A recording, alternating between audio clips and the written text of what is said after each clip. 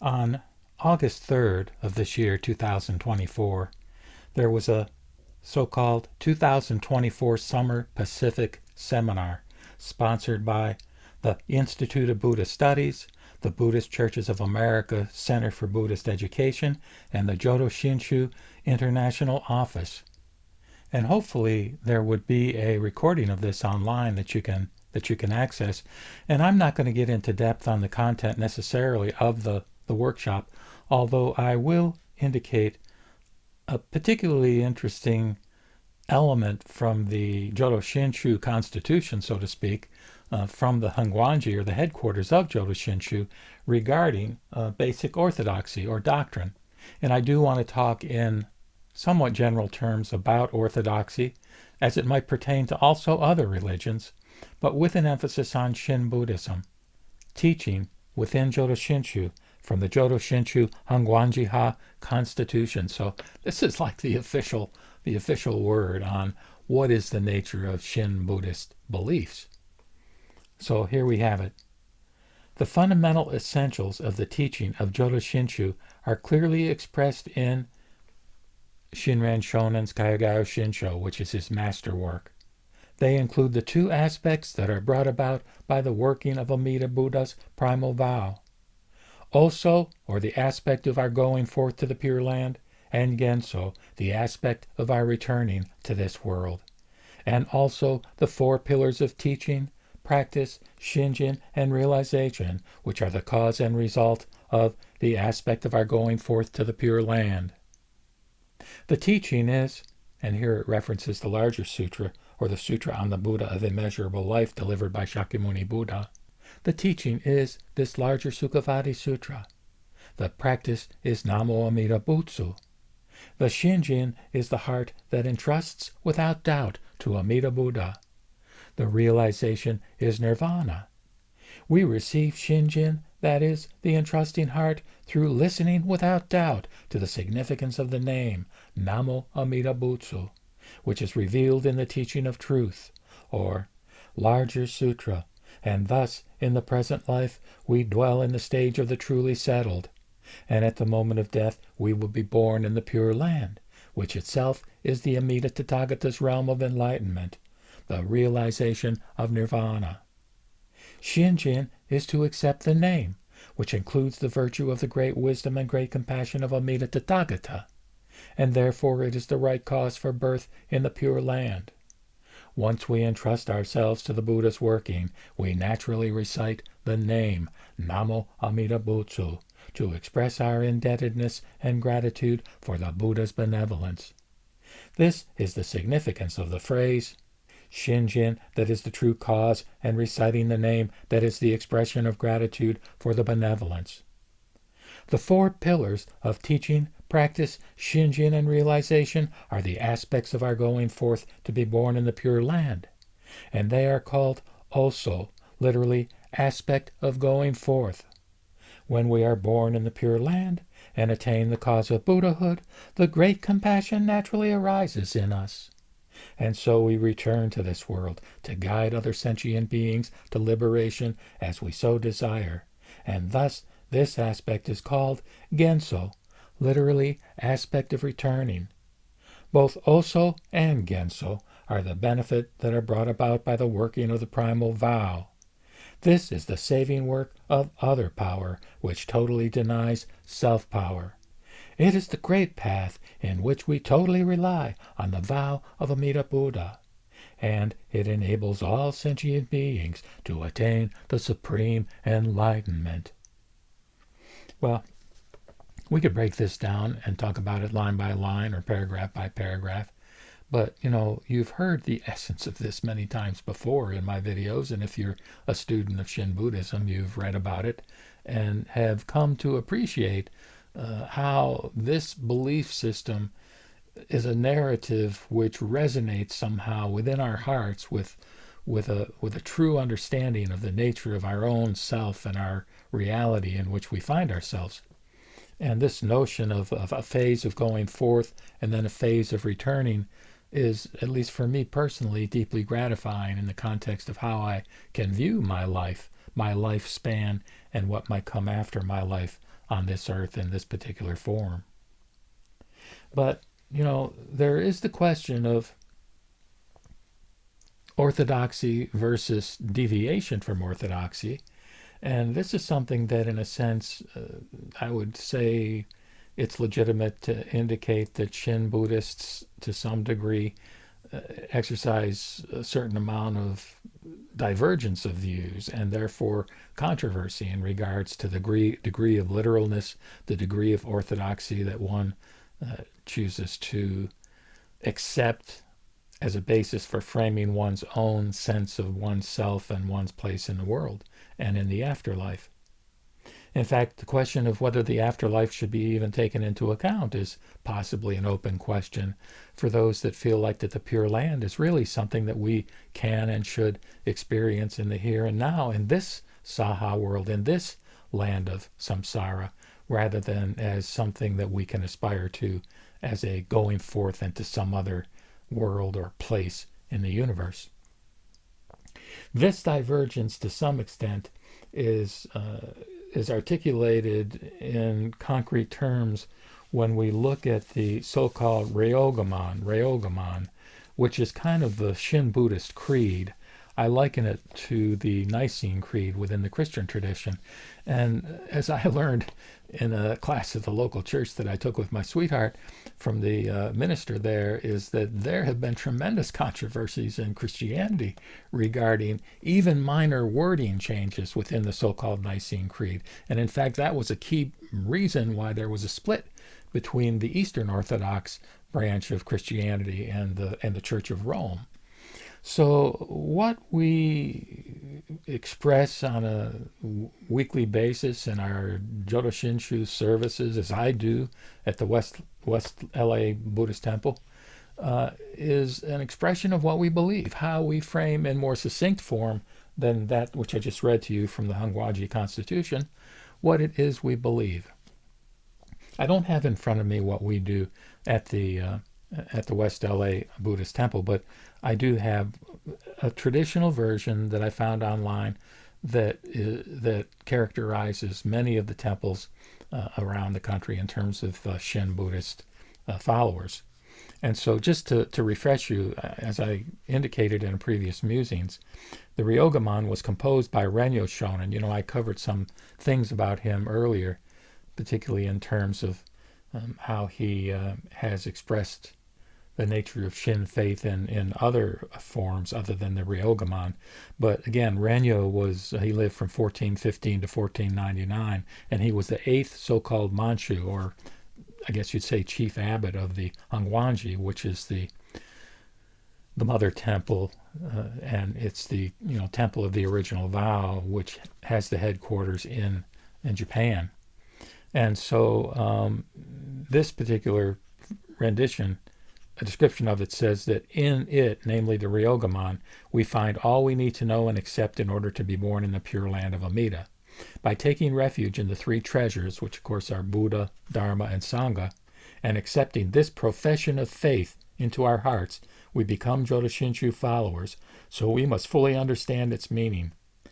They've indicated, and this was from one of the temples, that there are a few English translations of Ryogamon, but this one was translated by Zuyo Inagaki Sensei, and that's a name that I'm familiar with as having translated other texts and works within Shin Buddhism. So this is again kind of a pretty straightforward translation, which goes like this.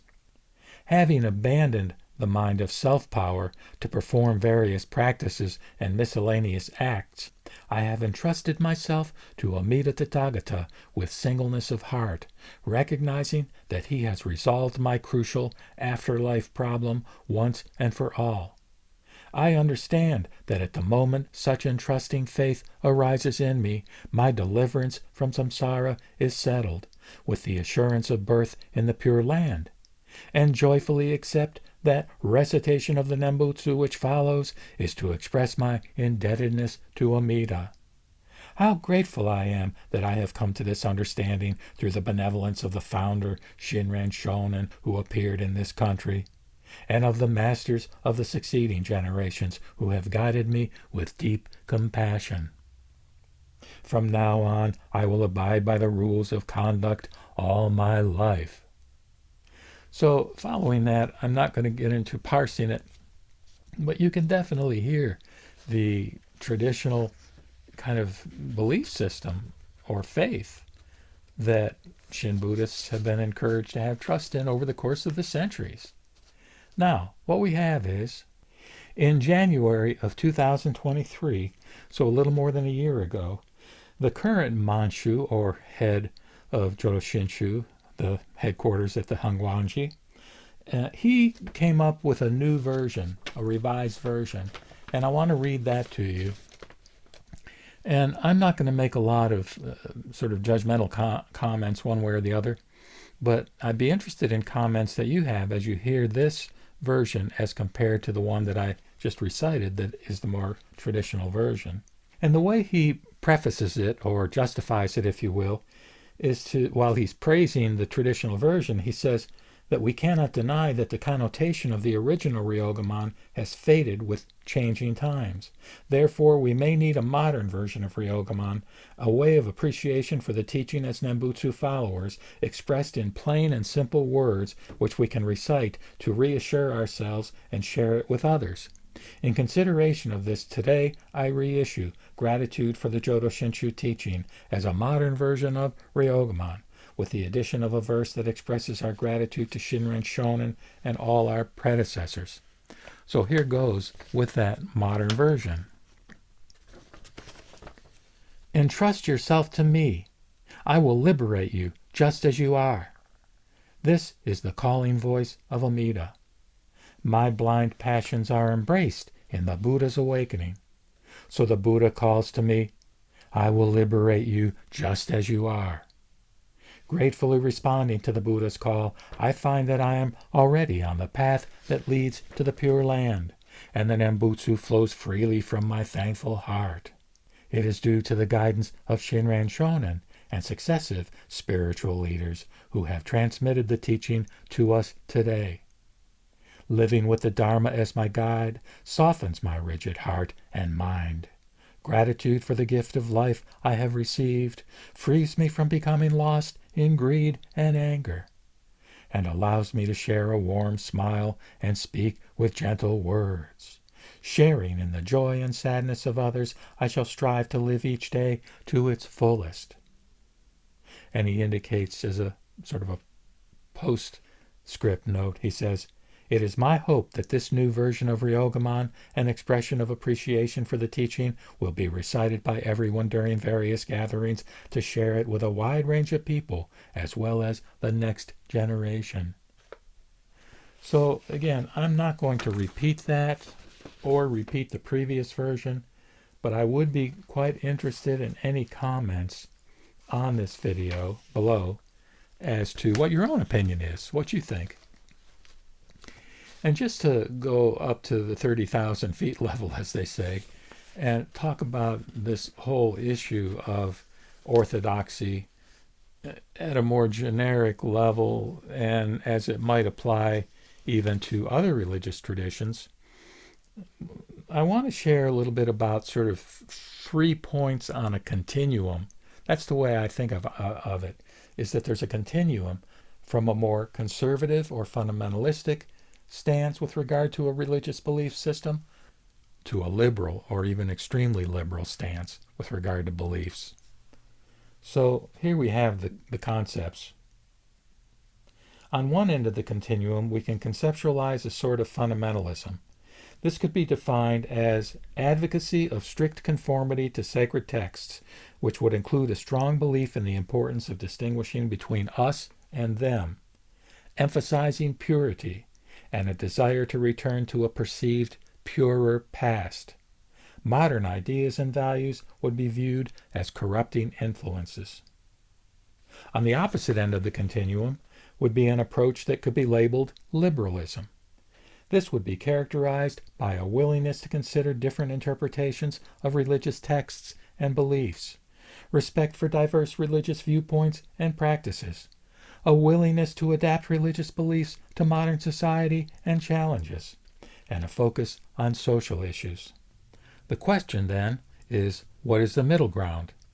It would involve a critical and engaged approach to faith, characterized by respect for tradition and scripture.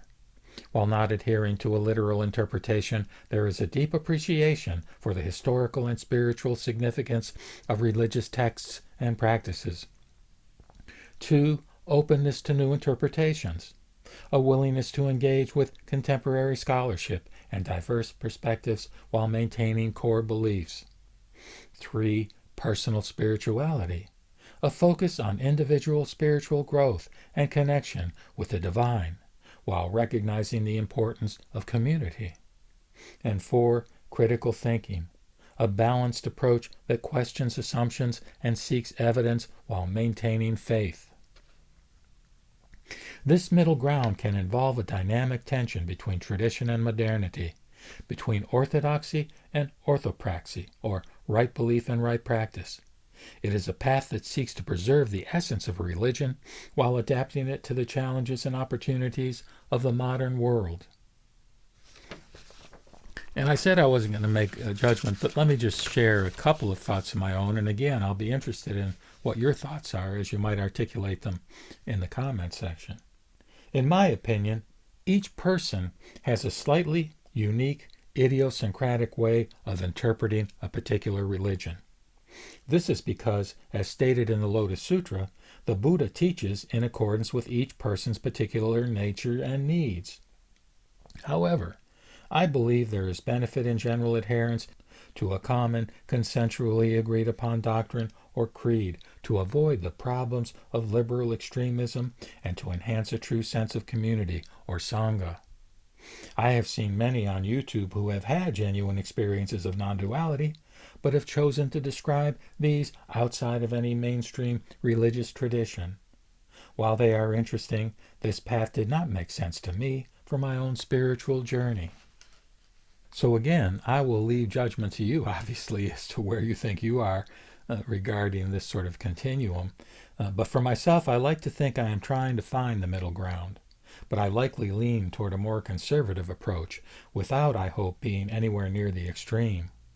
While I like to use sources other than Shinran and the larger sutra to help me understand those sources and to communicate understanding to others, my beliefs are essentially in line with the Jodo Shinshu constitution that was shared at the beginning of this video.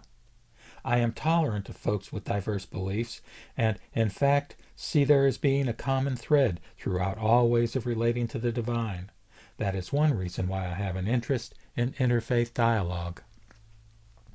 So those are some thoughts that I put together subsequent to this seminar that I mentioned, and I may do one or more additional musings regarding some of the content from that seminar. But in the meantime, if you can find it on YouTube, I think you might find many aspects of it enjoyable and stimulating as to helping you to clarify your own appreciation and understanding of Shin Buddhism.